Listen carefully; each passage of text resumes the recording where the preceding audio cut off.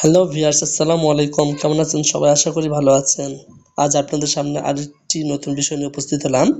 বিষয়টা হচ্ছে যথাযথ সংস্কার করে শিক্ষা ব্যবস্থা জাতীয়করণ চায় ঐক্য পার্টি। চলুন এই বিষয়ে বিস্তারিত জেনে নেওয়া যাক। স্কুল, কলেজ থেকে বিশ্ববিদ্যালয়, ধর্মীয় শিক্ষা প্রতিষ্ঠানগুলোতে এখনো উন্নত বিশ্বের শিক্ষা ব্যবস্থা মতো পরিবেশ দেওয়া সম্ভব হয়নি। অন্যদিকে উন্নত বিশ্বের সঙ্গে তাল মিলিয়ে শিক্ষা পদ্ধতি প্রণয়ন, শিক্ষকদের উপযুক্তভাবে প্রশিক্ষিত করে তুলতেও কোনো কার্যকর উদ্যোগ নেই। ফলে দেশ উন্নতির শিখরে পৌঁছাতে বাধাগ্রস্ত হচ্ছে। স্বাধীনতার ৫৪ বছর পার হলেও দেশের শিক্ষা ব্যবস্থা উন্নত করতে বিগত সরকারগুলো ব্যর্থ হওয়ার পাশাপাশি জাতিকে এগিয়ে নিতে শিক্ষকদের কাজে লাগাতে পারেনি। তাই শিক্ষাক্ষেত্রে যথাযথ সংস্কার এনে শিক্ষা জাতীয়করণ করা উচিত বলে মনে করেন বাংলাদেশ ঐক্য পার্টির চেয়ারম্যান লেফটেন্যান্ট কর্নেল অবসরপ্রাপ্ত আবু ইউসুফ জোবায়ের। বুধবার ৫ই ফেব্রুয়ারি সকাল ১০টায় রাজধানীর জাতীয় প্রেসক্লাবের জহুর হোসেন চৌধুরী হলে সংগঠনটির ৫ম প্রতিষ্ঠাবার্ষিকীতে প্রধান অতিথির বক্তব্যে তিনি এসব কথা বলেন। সংস্কার করে জাতীয়করণ করা হলে শিক্ষকেরা মানবেতর জীবন থেকে পরিত্রাণ পাওয়ার পাশাপাশি আত্মসম্মান ফিরে পাবেন উল্লেখ করে আবু ইউসুফ আরও বলেন, সামগ্রিকভাবে দেশের অগ্রগতিতেও এর প্রভাব পড়বে, যে কারণে পুরো শিক্ষা ব্যবস্থাকে জাতীয়করণের আওতায় আনা এখন সময়ের দাবি।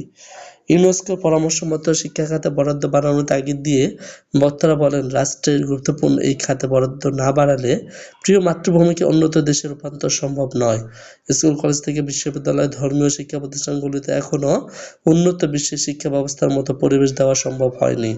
অন্যদিকে উন্নত বিশ্বের সঙ্গে তাল মিলিয়ে শিক্ষা পদ্ধতি প্রণয়ন, শিক্ষকদের উপযুক্তভাবে প্রশিক্ষিত করে তুলতেও কোনো কার্যকর উদ্যোগ নেই। ফলে দেশ উন্নতির শিখরে পৌঁছাতে বাধাগ্রস্ত হচ্ছে।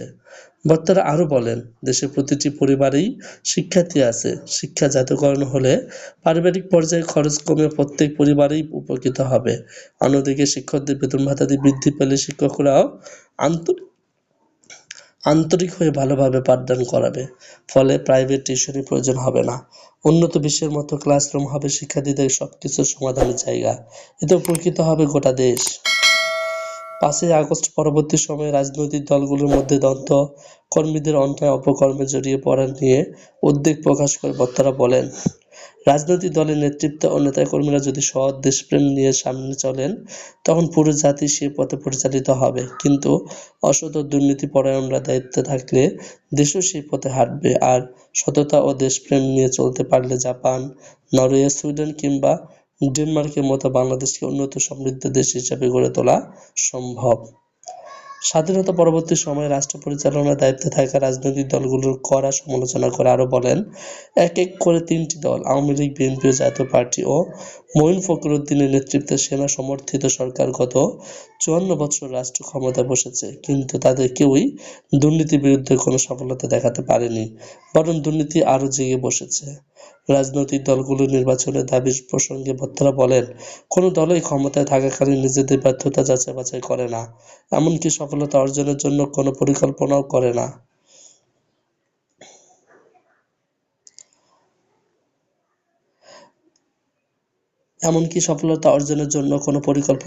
না। এদের সবার ভাবনা দেশি-বিদেশি শক্তির সহায়তায় ক্ষমতায় যাওয়া। এ ধরনের আত্মঘাতী মানসিকতা পরিহার না করা গেলে জাতি হিসাবে আমরা বিশ্ব দরবারে মাথা উঁচু করে দাঁড়াতে পারব না। আর লুটপাটের রাজনীতি চলতে থাকলে অচিরেই হয়তো বাংলাদেশকে সিকিমের মতো ভাগ্য বরণ করতে হবে।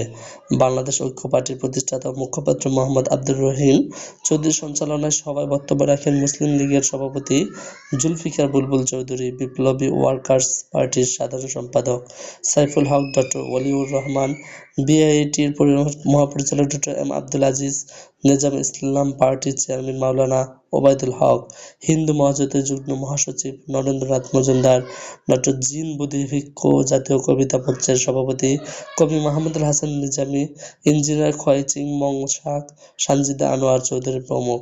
হ্যালো ভিউয়ার্স, আপনারা যদি আমাদের চ্যানেল নতুন হয়ে থাকেন চ্যানেলটি সাবস্ক্রাইব করে পাশে বেল আইকনটি বাজিয়ে দিন।